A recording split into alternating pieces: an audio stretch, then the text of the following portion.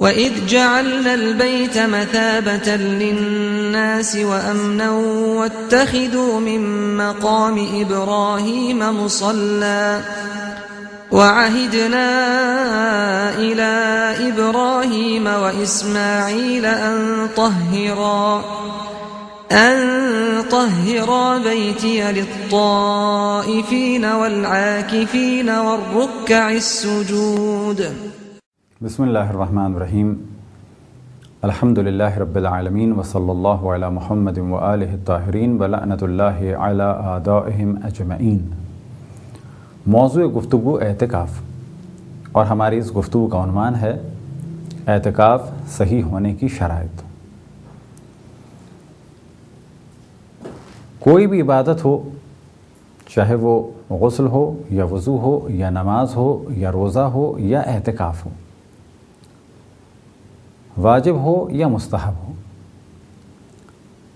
کچھ نہ کچھ شرائط ایسی ہوتی ہیں کہ ان پر دار و مدار ہے اس عبادت کے صحیح ہونے کا. بالکل ویسے ہی اعتکاف کے صحیح ہونے کی کچھ شرائط ہیں، اور انہی شرائط میں سے جو پہلی شرط بیان کی جا سکتی ہے اور بعض فقہا نے اس شرط کا ذکر کیا، وہ ہے ایمان. یعنی اگر کوئی شخص نفاق کے عالم میں ہو اور وہ اعتکاف کرے اور بعد میں وہ خلوص دل سے مسلمان ہو جائے، تو اس کا وہ اعتکاف کہ جو اس نے کیا تھا وہ صحیح نہیں مانا جائے گا.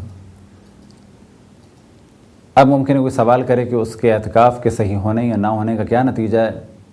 یعنی روز قیامت اسے اس اعتکاف کی کوئی جزا نہیں ملے گی،